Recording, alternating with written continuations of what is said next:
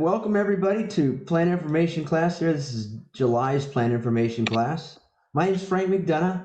I'm the botanical information consultant here at the Arboretum, or you just call me botanist if you want, that's fine. And what I do is I have a topic that I talk about. Today's topic is going to be little known and some, well, not all little known, some very well known water saving techniques. Also, I'm going to be talking a little bit about the restrictions that are going on too. And if nobody knows it, we are on restrictions here since June 1st, and they've changed the restrictions since the last time there were restrictions. So I'll talk about that. We'll also look at some of the questions I've gotten in here. I get at least 4 to 6 calls or emails a day from people asking plant questions. And what I do on this class is I show you some of the most interesting plant questions. And that's a lot of fun. And also, we take a look at what's going to be blooming in the garden or looking good in the garden in the month of July as well. So we got a lot of stuff to go over and do. I'm going to start with the lecture here in just a second. I just need to get the screen sharing going. There we go.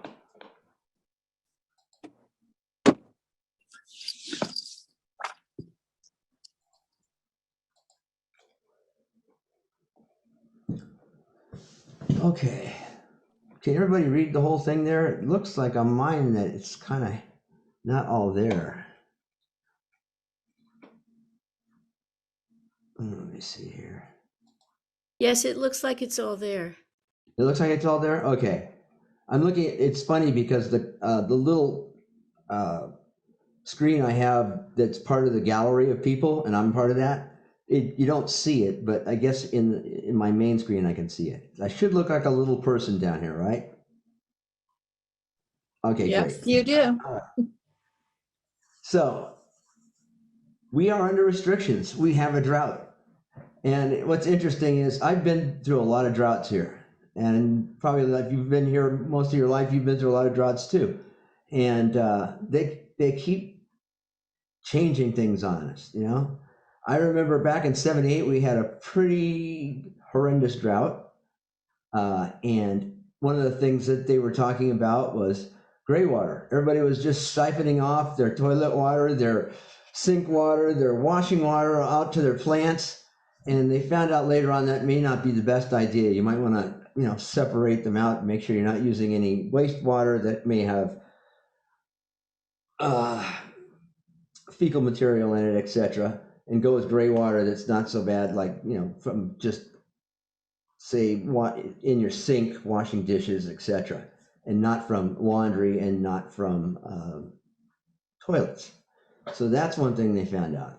And there's a lot of other stuff they found out too. And what's interesting about this drought is they've changed their priorities as far as saving water. And I'll tell you exactly what that is in a little bit, but here's what you need to know about some of the local water restrictions. Water-wise techniques are exempt from most watering restrictions. So if you're using drip irrigation, soaker hoses, hose and sprinklers in a low setting, hand watering with a hose fitted with a shutoff nozzle, that's really important. That shutoff nozzle on the hand watering is nozzle, very important. It's allowed. You take that little shutoff nozzle off of that, it's not allowed. Bucket watering and gray water using only biodegradable soaps, and harvested rainwater. So what's different about this is they prioritize trees, watering trees. You get a pass on all tree watering. And so I'm going to be talking about tree watering first in this, because this is really important. If you lose a tree, that's it. They're hard to replace. It takes them a while to come back to size, to replant and come back to size.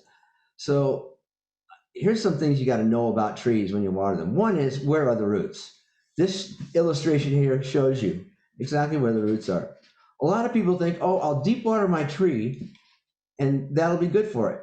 No, not the case. Just about 80 to 90% of the roots are there in the top 18 inches to 2 feet. as you can see by this illustration. Also, a good portion of the roots are under the canopy, but quite a few of them are also outside of the canopy as well. And if you have an oak tree, the roots outside of the canopy are even greater. That's a diagram of a typical live oak right there. So when it comes to watering trees, you can use drip irrigation, you can use soaker hoses, you can use dripper hoses. There's a lot of different options you can go with. If you soak the area, you can use a soaker hose, or you can hand water using a basin around the tree. You can also hand water not using a basin around the tree and just being careful, keeping your hand watering low volume so that you don't get runoff. That's really important. One of the things they're really looking for when they're going out with these fines during the drought, just looking for runoff. So you don't want to have any runoff. So soaking covers more area than, say, some of the drip. Anytime you have a classical drip system, you use emitters, and it's kind of hard to use them like you can use a soaker hose, because a soaker hose, depending on the type of hose, it either has holes drilled all the way at very close intervals, or the whole hose itself bleeds out like the rubber hoses made out of old tires. Dripping sends more water vertically. Both can be buried if the right ones are purchased. You can get dripper lines now that have the emitters in the line itself. If anybody remembers Netafim first came out with dripper lines that you could bury, and they were UV resistant, and they had a little piece of copper right where the emitter was, so that the roots of the tree or whatever it was watering didn't get into the line, which was a big problem before they had this technology. Before they had the Netafim technology, those drip lines, if you buried them, roots would go in those tiny holes and plug them right up. So that's a big advantage right there. Trees and shrubs, again, are large shrubs, and food plants and containers are exempted or accepted from the once a week mandates. Now, even if you don't have a tree, you don't have a shrub, you don't have food, you've got lots of annuals. Well, if your annuals can survive on once a week watering, you're fine. Not too many can, but that they're accepted. This is kind of different. We didn't have this kind of exception for trees last time, if I recall correctly. So I think that's a good thing.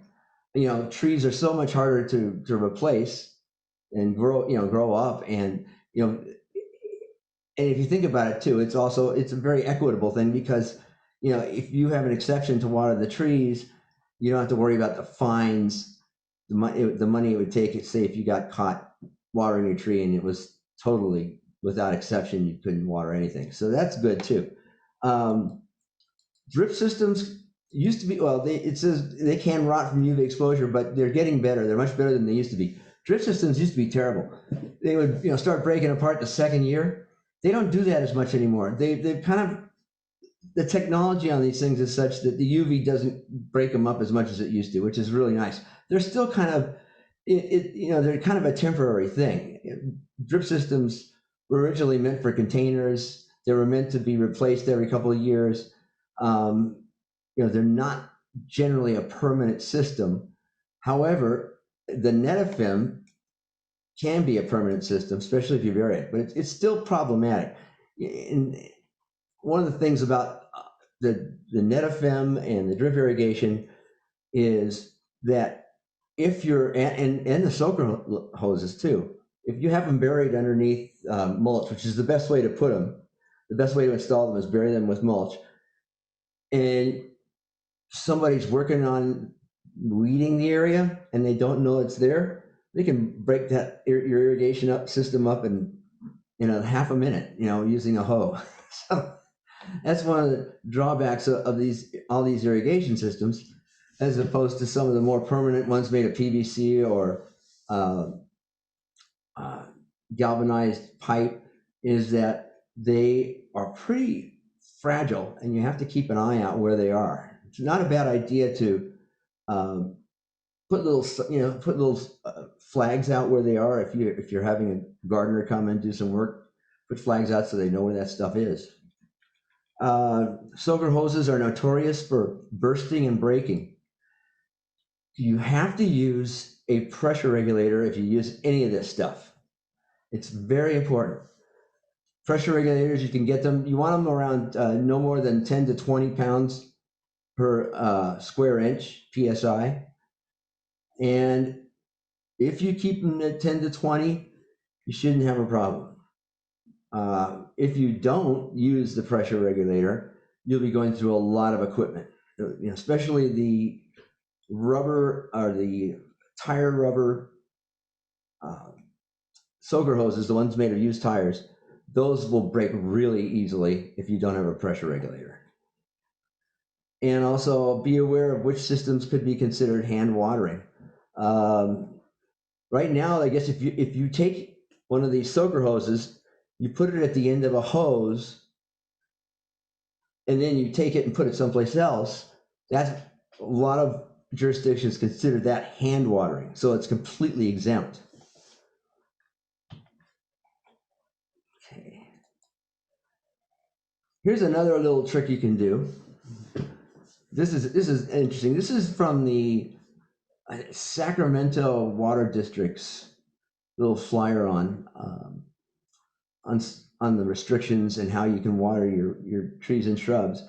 I'm going to be putting links to all this stuff up. It's already up there, up on my blog, which is arboretumplantinfo.blogspot.com. And I'm going to put that in the chat too, so you know.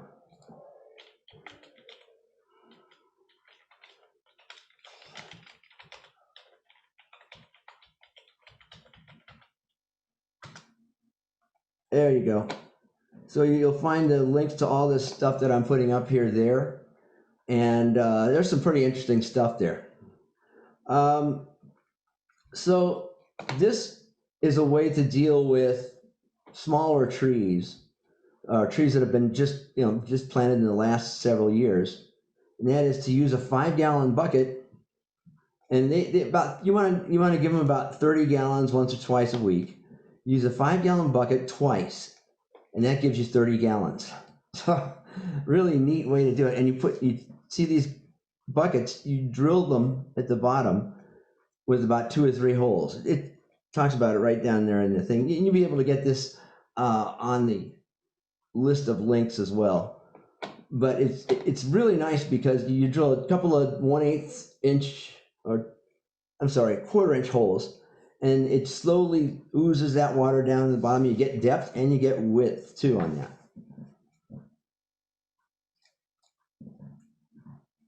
So this is a little blurb from that same brochure about what I said about young trees. Young trees from 1 year to 0, you need to get them 2 to 3 times a week, and you can use just one bucket 2 to 3 times a week, so that's 15 gallons. When they're 2 years old, you can go once a week with 2 buckets, so that's 10 gallons. And then 3 years, you can go every other week with 3 buckets. And the larger trees, you can go once a month with the larger trees. You can't use the buckets anymore, though. That's the problem. You do have to go with another method, and that method is. This is, by the way, this is some of the soaker irrigation hoses. Right in the middle, you see that's drip line, and that's the equivalent of Netafim. There's a lot of Netafim knockoffs now. On the left is the Soaker Pro hose. That's the used tire composed soaker hose. And on the right, this is soaker tape. Soaker tape's pretty good. Soaker tape's great for trees. It's almost the equivalent of Netafim. The only problem is the soaker tape won't last as long as the Netafim. It's going to last 2 to 3 years, and it's going to start, if it's on top and not buried, it's going to start rotting. So it's a good idea to bury these in mulch. Very good idea to bury them in mulch. But the soaker tape gives a nice distribution of water. It's a little bit It's between the two. It's between the Net FM, which is like every 6 inches to a foot, and the Soaker Pro, the tire soaker hose, which bleeds throughout the entire hose. This will have holes drilled about every 6 inches to, or you can actually get it every 4 inches to 3 inches too, when you order these. And they're not that expensive either. They're pretty reasonable. This is really interesting. It's the trick. What's the trick? Tree ring irrigation contraption.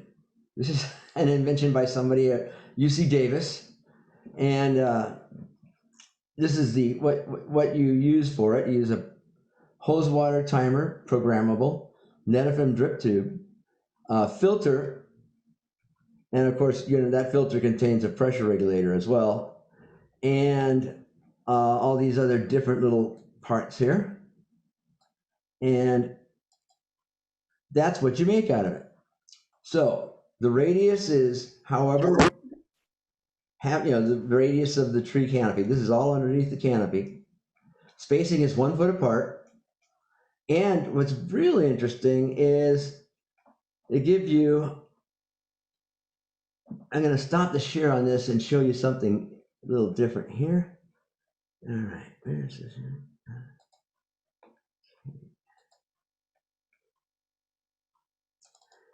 Gives you a see that calculator? It gives you a calculator. It's on the same website. This is a calculator done in Excel. So say your tree is 15-foot radius, so that's a 30-foot wide tree.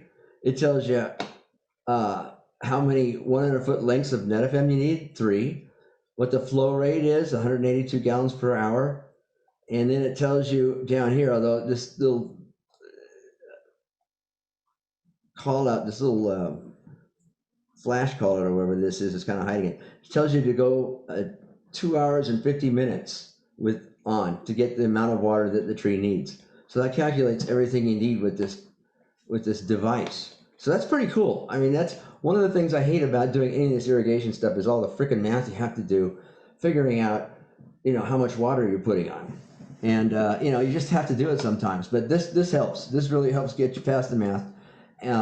And I'll go over a little bit more math later on, but I never was one with math. I'm not a great math person. So, but that's pretty cool that they give you this calculator with the concept of this device. I really like that. So let me get back to where I was. Let's see where. Oh.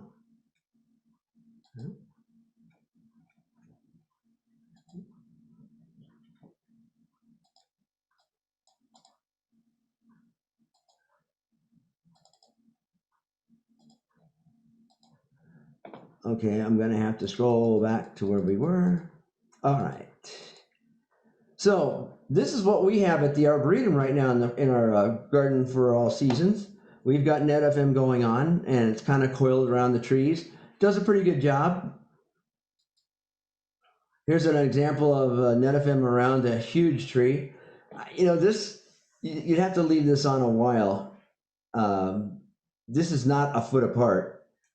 This I would rather have these a foot apart and turn the water on for less of amount of time, but you're seeing it more and more. And this is in one of our beds too. This is right near the bed with all of the salvia, leucantha, the Mexican sage, and the red hot pokers that all the hummingbirds love. This, as you can see, is a old tire soaker hose. So we're using them. Now, the key to using these things, because the calculator is one thing, but it may or may not work for you well. If you want to do this to get it really finely tuned, you use one of these corers. This is it's like a core sampler, and it lets you examine the layer of soil. This one is about 18 inches. It lets you examine the soil from top to bottom to see how wet it gets. Ideally, you want the system to wet it down about 12 to 18 inches at any one given session. And that's, if you're just getting the top level, tree's not going to get enough water. And so you have to get your hands on one of these babies. This is not too unreasonable. This is like $49. I'm looking at all the different people selling these out there. They all seem to have the same prices on them.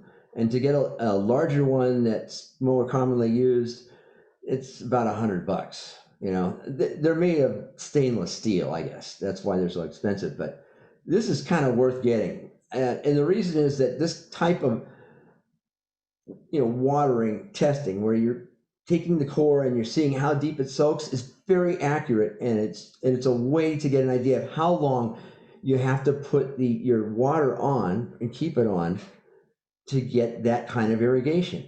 Once you get that wide, you'll figure out how many minutes it takes on your system to get the watering down to that level. You just keep using the same amount, because if you have your irrigation tubing, your drip tubing, or your soaker hoses buried in mulch, you're not going to lose much water, if any at all, to to sun-driven evaporation, and you can usually use the same amount of time no matter what season it is. Maybe a little bit more in the summer, but not much. So it's a very accurate way of looking at how you're wetting the soil, and once you're getting it down to 18 inches. You only have to do that once a month with mature trees. So why is low? Remember, I was talking about it's a very good idea to put pressure regulators on. Why is that a good idea? Well, first of all, low pressure is less likely when your water's coming out of whatever it's coming out of. Low pressure, it's less likely to form aerosols and evaporate away. High pressure can overwhelm the soil's capacity to take up water. You get too much water on there, the volume's greater than the water the soil can take it up. It's going to run off, and then if somebody's giving out fines and they see a runoff, or your nosy neighbor reports you. Anybody here have a neighbor that would report them? Just raise your hand. I know it's getting terrible out there, but anyway, maybe it's a good thing. I don't know. Anyway, but you want to keep runoff to a minimum, because that's what's gonna cue off your neighbors. High pressure and low pressure is easier on irrigation equipment. The lower the pressure, the longer you can keep your drip system going with not having to replace it. The same thing with these hoses. The stuff is not all expensive, but it's your time that's expensive with this stuff, man. I gotta tell you, putting in irrigation systems is not my fun thing to do. I think of better things to do, but it's something you have to do. And why do it more than once every couple of years? So it's less likely to blow out. And also, just to let you know, front yards, just about every house I've ever seen, the front yard doesn't have a pressure regulator. Your sprinkler system in the front yard runs off of main pressure, which, it's great for a system made of steel or high-grade PVC. But if you have a drip system on there, or you have a soaker hose, it's going to blow that soaker hose right out. So just check your front, make sure you have a pressure regulator on there that's 10 to 20 PSI.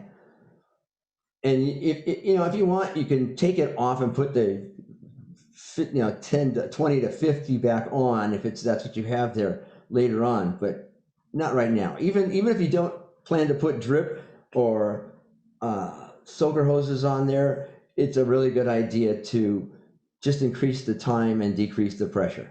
That way you won't have runoff, and your neighbors will be very happy. You want to keep the neighbors happy. Okay, and really important, no matter how much pressure you have, no matter where, get yourself a good hose. I've gone through so many bad hoses just trying to save money. I'll never cheap out again after I finally got one of these great hoses. Like this one right here. These are not, I'm not recommending them, but these are examples of pretty good hoses. They're not cheap, as you can see. This one over here, which is 100 feet of the rubber hose, is $79. It's not bad for a rubber hose, but still, you're going to pay a few bucks for these things.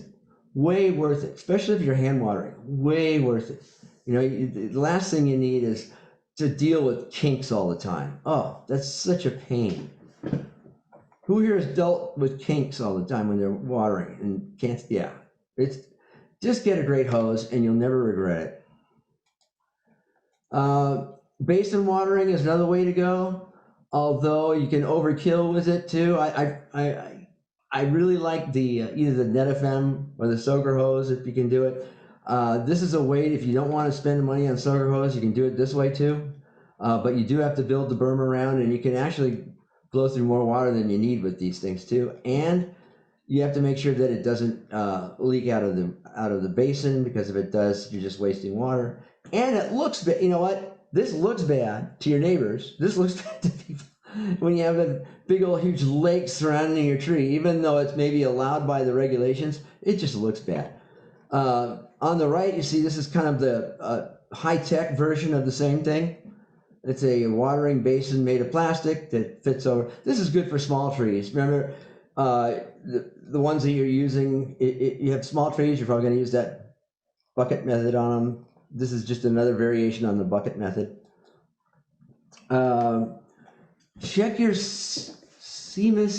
local CMIS station. What the heck is a CMIS station?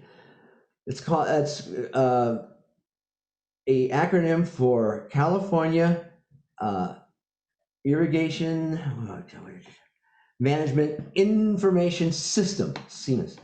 These are stations they have all over California. They consist of a lawn, which is basically the same tall fescue lawn in all of them. The lawn is regularly mowed to a certain height, and they irrigate this, and they use what's called a tensiometer to determine what the transpiration rate of that lawn is. And if you know what the transpiration rate of that lawn is, how much water it's losing over the course of the day, you can use that number to put into your, to irrigate your plants with. So, and a lot of the newer smart irrigation units will just go by internet to the CMIS system and find a local station and get that information, and then they will adjust the irrigation so that it matches the SEMA number. Very accurate, very water-saving way to irrigate. Let me show you. Let's see. It gives you a number, which is the inches that is lost either per day, per week, or per month. Most non-turf landscaping is half to 3/4 of the CMIS number. And a lot of not all the turfs take the full SEMA number either, like Bermuda and St. Augustine are like 3/4 to 1/2. So let me show you what that looks like when you go to you can go to the internet and just get SEMA numbers. And let me show you what that looks like. This is a typical readout. There it is right there. This is the Pomona station, which is nearby. We have one in Monrovia, but for some reason it's not working right now. But this shows you, this is per month. So it shows you it gives you the historical numbers, and you can also get current numbers as well. So it shows you that last July, the average was per month 7.79, which is 7.79 inches of water. It was transpired by that lawn in the whole month of July. Now you can cut that up and go, by quarters. Let's say if you go, let's round it up to 8 because it's close enough to 8, and that would be 2 inches every week. So 2 inches a week. So you're putting on 2 inches a week. This is for the heavy water use lawn. Let's say you have a Mediterranean landscape, not necessarily a California native landscape, but Mediterranean. You could go about half of that. So 1 inch, that 1 inch a week is fine. Now, this is a great system. It's better if you can use it through a controller, because it's kind of tough it's a little kind of not counterintuitive to access. See this beautiful 1998 web interface? Oh my gosh, they haven't done anything since. It's been years since they've ever changed anything. But it still works. So another thing, besides checking the SEMA numbers, using drip tape or soaker hoses, going by the gallons of recommendation they give you, using the probe to see if you're getting it down to 18 inches. Also, mulching. That's going to help you save water and keep your tree healthy. And the best mulch for a lot of trees, if they're evergreen trees, is their own leaves. If they're not evergreen trees, it's not the best mulch, because leaves can hold diseases and all kinds of stuff. But like oak trees are the best. Have the I'm sorry. Let me repeat that one more time. Oak leaves are the best mulch for oak trees. When they degrade, they help feed the microorganisms in the soil that help the oak to thrive.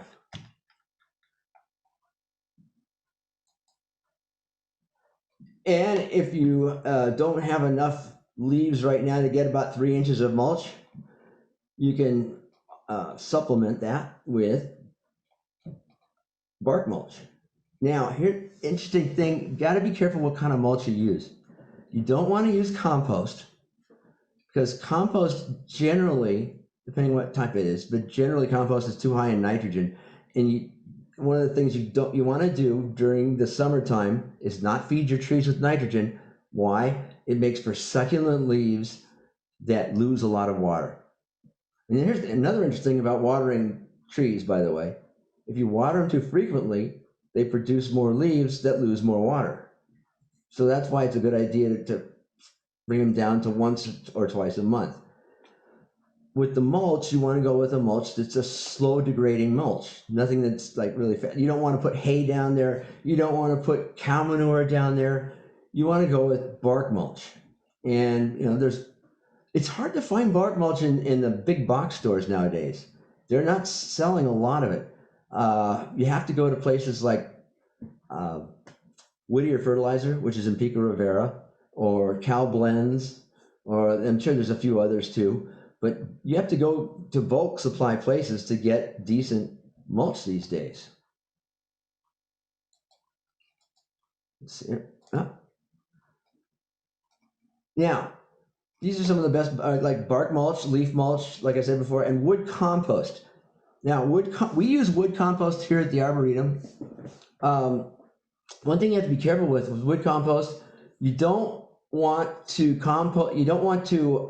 grind it too fine, because if it's the consistency of sawdust or just a little bigger, it's going to grow fungi like you wouldn't believe. And you can get to a situation where there's so much fungi growing on that wood, the fungi repels water and it actually acts as a barrier to water. Don't let that happen. You want to make sure if you're using wood compost, it's in big chunks that isn't like sawdust. Also, if you can help it, use bark mulch instead, because bark mulch takes longer to decompose. Do not use used tire mulch. And the reason is the heat from the stuff is terrible. It's a heat sink, and it also tends to reflect heat back, and it may or may not have not so great contaminants in it. I know there's one of the things about tire mulch is that if it's an acid soil, the zinc in the tires, and there's the radial tires, they have the steel, or what do they call that? Steel belting. That has a lot of zinc on it. And in acid soils, that zinc can cause zinc toxicity to plants. And it's not a problem here, but it's just not the best for keeping the tree cool. Gravel mulch, same deal, reflects light back up at the tree, puts a lot more stress on it. And manure, and manure is your neighbors will complain. I mean, that's the number one. And the number two is that it's going to give the tree too much nitrogen. The new foliage will lose a lot more water, and the tree will be under a lot more stress. Vertical watering. Now, you've heard people talk about I've heard a lot of people talk about, well, I want to use a deep water my tree. It's much better to soak, but deep watering does seem to help other things, like, believe it or not, tomatoes. Tomatoes in the ground tend to get shallow roots if you don't deep water them. And this is a really neat little system for it. This is about a 3-inch PVC tube with holes drilled in it. And that's it. You put water in there and it helps bring the tomatoes roots down. Now, I used to do the same thing with tomatoes when I was growing up. When I grew tomatoes, when I was a teenager, other people were going to dances. What was I doing? Growing tomatoes. So I used to use a ditch to irrigate them, about a 6-inch deep ditch, and I'd water them just once a week, and they do great. And I think what this does is does the same thing the 6-inch ditch does, but it doesn't look so bad. Is it brings the water down at least to a foot to a foot and a half, 18 inches, and it helps helps the tomato go a period without irrigation, without that's once a week is right there among the you can do that with the restrictions. And another thing too, when the soil dries out on this thing, uh, it's still wet down like say at 18 inches, but it's drying out in the top 3 inches. That really helps get rid of a lot of disease-causing organisms in the soil. You know, drying out intervals of drying out between intervals of being wet really helps bring down the amount of phytophthora and other waterborne diseases, and also it helps bring down verticillium and other fungal diseases because the spores will start sprouting and then it'll get too dry and it just kills them off. So it's a great way to control diseases too. Permeability, this is another thing. If we put enough water into our aquifers, we won't have these problems. There's plenty of space in our aquifer that right now I am on top of the Raymond aquifer, and that's part of the it's the Raymond Basin as they call it. It's caused by the Raymond Fault, which acts like an underground dam, and about 200 feet below me is lots of water. Now, in the old days, say about 50 to 100 years ago, there would be water 20 feet below me most of the year. But that doesn't happen. Why? A couple of reasons. One, we take all our water out of this aquifer for the city of Arcadia and Pasadena. Now, it's not all of the water we use, but it's a good portion of it. And two, the permeability of the landscape here is such that all that water runs off straight into the sea now, instead of going down into the aquifer so we can use it. So if we increase the permeability of our landscaping, we're going to have less problems with drought. That's just the bottom line. This is a lot of the drought emergency that we have is caused by us. It's not even climate change. It's just caused by our greedy nature and the fact that we, put impervious concrete over everything and asphalt, and all that water goes down to the sea. So what can you do? All right. Well, we have a great example. Oh, I'll talk about the great example in a little bit. One is when you do hardscaping, make sure you do hardscaping that's permeable. It's really big right now to put in permeable landscapes, and it's not that much extra money, and it's worth every penny you spend in it, knowing that you're sending all the water that comes down or most of it down into the ground instead of out to the sea. And you can actually create systems. If you have permeability built into your landscape, you can build also into a system where you recycle rainwater and your own irrigation water. And I'm going to talk about this plastic a little later. I just want to go forward and show really quick. This is the Arboretum's water recycling system. This is in the Garden for All Seasons. They installed this, I think it's 2013, 2014.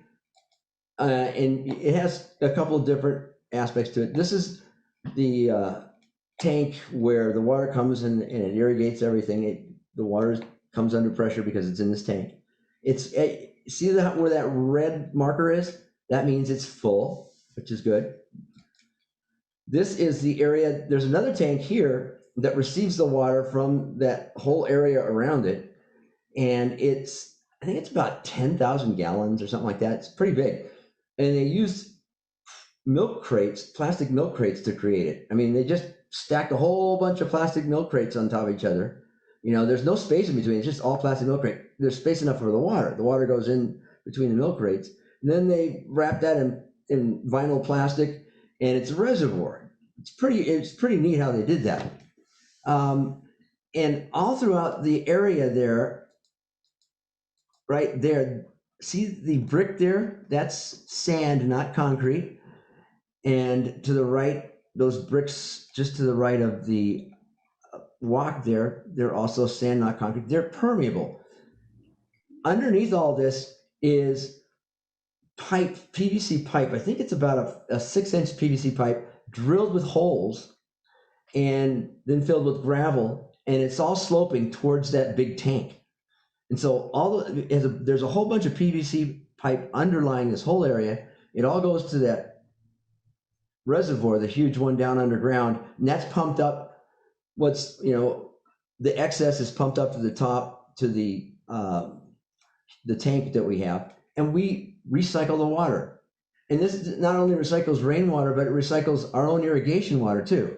So it's pretty cool. It's a great system, and we still use it to this day. I haven't heard of any problems with it yet, but I haven't asked. But it looks it's pretty good. I have not seen anybody working on it like I've seen with the irrigation systems, so that's good. Now, what about this stuff? Does anybody remember this stuff? Yeah, don't use it. It's polyacrylate and it breaks down to form acrylamide, which is carcinogenic. Don't use it. Finally, I just want to. I have about 15 minutes to finish off with the problems, the great problems, and your questions. I just want to talk about how to fine-tune your irrigation system like a Ferrari. Doesn't that sound cool? Like a Ferrari. Coffee cup method. This is how you figure out the number of inches you get per unit of time. And once you know that, you can figure out how many gallons you're getting, etc. Say you can turn your irrigation system on to get 18 inches of soak, but this is the way to start. Take a bunch of coffee cups, straight-sided, place them randomly around the area where you have irrigation, and turn your irrigation on for 10 to 20 minutes, and then measure how deep that is. And they'll give you inches per 20 minutes, and with that, you can figure all kinds of things out. And smart controllers, if you can go with a smart controller, go with a smart controller. They not only have sensors that turn off the irrigation when it rains, but like I was saying, they will hack into the CIMIS site and use that data to fine-tune your irrigation to where it's just perfect and you're not wasting water. Also, switch your traditional sprinkler heads from traditional, which is, you've seen put the fine spray out, the brass heads. Take those off, put in rotary heads or bubblers or impact sprinklers. Bubblers are the best if you have shrubs, especially if you have a hedge. Bubblers are the best way to irrigate a hedge. You can also use the drip lines too. That's fine. But bubblers are less likely to have, if you have bubblers installed in the traditional way where everything's about 18 inches deep besides the one riser that's coming up, that's less likely to be mauled by people who are trimming the area and maybe digging around there. So I mean, you have to keep that in mind. Okay, and I think that's about it. Oh, one more thing about the lawn. This is really important. Your lawn's not going to get too much water during these droughts. That's the first thing they come down on. But don't get rid of your lawn in the summertime. Worst thing to do. What are you going to leave there? You're going to leave soil. It's going to get, the wind in the fall is going to come kick it up. It's not a good thing. So what do you want to do? You want to leave the lawn there, aerate it if you can, which it's called a sod coring. That's it right there. Taking out the little plugs, aerate it so when you do water it that once a week, the water gets under the thatch and doesn't run off. So you don't have runoff water. And two, this is going to sound terrible, use lawn dye, also known as turf paint or turf dye and lawn paint. A lot of these will actually also act as anti-transpirants, not all of them, but they'll act as anti-transpirants, and they'll kind of plug up the stomata of the lawn, and they'll help the lawn make it through to the fall when we have some rain finally. And it doesn't look half bad. So yeah, they did this during the last drought, if you remember. They have people go around and spray it. You can do that yourself. If you're going to do the spraying on your own lawn, just remember, one, be really careful not to get it on concrete. And if you do, have a hose ready to go with your, of course, with your valve on the hose, so it's not running while you're doing this. And have that ready to go. And also, you want to use one of these pressure sprayers, the pump sprayers. They go on, they go on like a backpack. They're the best way to put that on. You can't really do this with a hose-in sprayer or anything like that. You have to use the pressure sprayer. And let's see, anything else that I should mention? Yes, it is misunderstood. It's that system. And check out not just for cannabis growers anymore, but the hydroponics. And I'm going to be in the next class, I'm going to be talking more about hydroponics. I just bought myself a hydroponic system that it basically just puts air into the water to keep it oxygenated, and that's it. You leave that water there. I don't know if there's much of a recycling system. We're going to see how that works, and I'm hoping to get another one that's basically a bunch of PVC tubing, that's made into a rack-like kind of deal, and it's supposed to grow lettuce and greens nicely. We'll see. But keep an eye on that. Maybe consider growing vegetables hydroponically, and that's about it. Later on, we're going to be talking about landscaping with low water use. I don't want to do that during the summertime because it's not time to landscape right now. So anyway, do I have any questions? I'm highly questionable at the present moment.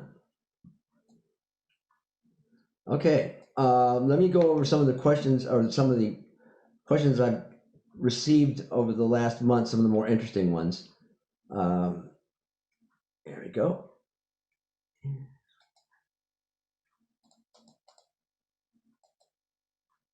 Okay, here we go.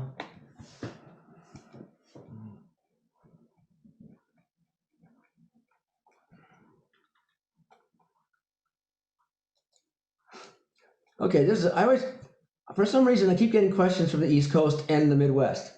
I think it's because we're arboretum.org, and they just plug that into, even these days, they plug that in, and they get the questionnaire form on the website. So this gentleman, he was concerned about Virginia creeper and the rash it caused, and I pointed out that Virginia creeper does not have any urushiol. But he said, yes, but they do contain raphides, crystals of calcium oxalate, which can cause skin irritation and blisters, and I was wondering if the irritation caused by both plants looks similar. You see, I currently have a skin irritation that I assumed was caused by poison ivy. A friend of mine insisted it's from Virginia creeper instead. Everybody's a dermatologist. I was just curious if you can tell by looking at the irritation, if you can tell which plant caused it. So I didn't really want to look at the irritation. So I just shot back, just hazarding a guess here. I'm a botanist, not a dermatologist, but I would suspect the physical rasping from the oxalate crystals would be sooner to initiate itching and sooner to resolve than the oil and lipid-soluble urushiol, which tends to hang around for more than a day or two, depending on how much Benadryl you swallow. So I just love getting these questions. This was kind of sad. This was good afternoon. 2 weeks ago, what appears to be seeds showed up all over my yard. No one knows what they are and if they are toxic to pets. Google has been of no help. The neighbors and I are worried because we all have pets, and sadly, my beautiful dog passed away days later with acute kidney failure. We want to prevent it from happening again if they are toxic. Thank you very much for your time. Well, guess what? They were toxic. And she sent me pictures of plants. I asked her, send me pictures of plants surrounding the area. And she sent me pictures, and see this over here, right above my head, that's, of course, circled in red? That is a jatropha. Jatrophas their leaves and seeds are poisonous. It's actually used by some for medical purposes as a purgative, and to cause to remedy constipation, but it's like very, very powerful, and unfortunately it can be fatal to pets, and that's apparently what the problem was. So I had to give them the bad news that's interesting. You see that red line? That's one jatropha. That's one everybody knows. Multifida, psychic nut. I think we have some over here by the greenhouse. But the one on the right turns out to be a Jatropha too. That's a slightly different Jatropha that's native to the Caribbean. And both of them produce these seeds. So whoever this person is on the other side of the fence there really likes their Jatropha. Here's another one. Hope all is well. I have a question about Jacaranda mimosifolia, a specimen we have pictures attached. Any thoughts would be appreciated. The tree has chronically yellow leaves and rarely blooms. I don't know if that's enough information, etc. Well, if you look at the tree, see where my head is? I'm going to move my head. Look where it's coming out. Okay, do you see where the trunk is coming out of the soil? Everybody see that? Notice how darn narrow it is. This tree has been there for quite a few years, and it's still looking like a sapling. What's going on? Tree girdling roots. And he sent me a close-up of that too. I wasn't able to put in here. Tree girdling roots. And the worst thing to happen to a tree, it can happen to a lot of different trees. Some are more susceptible than others. If you have a tree that doesn't seem to be doing well, and there's no flare at the base, that tree's at big risk of failing without warning. Just boom, straight over. So take them out. They're not worth keeping around. And finally, this one. This tree has been at my home for 3 years. The leaves just turned dry about 3 weeks ago. I got this about a week ago. I have given the tree water regularly. What's going on? Why the brown? Well, as you can see at the bottom, it's in a small 5-gallon container. It's been there 3 years. This is a magnolia, by the way. This magnolia has been in the same container on a pretty, and this is in Pasadena, on a piece of concrete for 3 years. Why would somebody do this? Well, this person is from Southeast Asia. And in Southeast Asia, it's pretty humid. Even though it's warm, you're not going to have a lot of stress from drying out. You know, you can keep plants in containers for quite a while on patios there because of the climate. Not so here. It's too dry to keep them for too long in small containers like that. And eventually this is going to happen. Now, I just recommend you put them in the ground. They'll be fine probably. Hopefully you don't get too big to where you have to worry about girdling roots because it's been in a container for 3 years. That increases the chance of girdling roots. All right, I got like 5 minutes left and I've got a question. So this is from Emily. She's here in the group. What is the best mulch to use on veggie and flower beds? Well, you can use compost on veggie beds because veggie beds are high maintenance. You're going to be weeding them anyway. Compost is basically organic material. It's fibrous. It's been cooked for a while. It's high in nitrogen, and so yeah, you can use compost versus say a mulch. And if you know, I mean, compost and veggies go together quite well.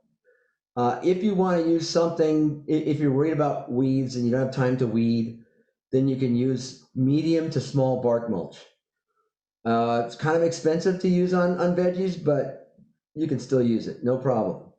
Other than that, I can't think of anything else I would use as there's one other thing, but it's kind of, it's experimental and I just like it because it's cool. Mylar, you can use red or silver mylar, and red mylar especially reflects red light back at the bottom of the leaves and drives away a lot of the pests that normally congregate there because they're shady.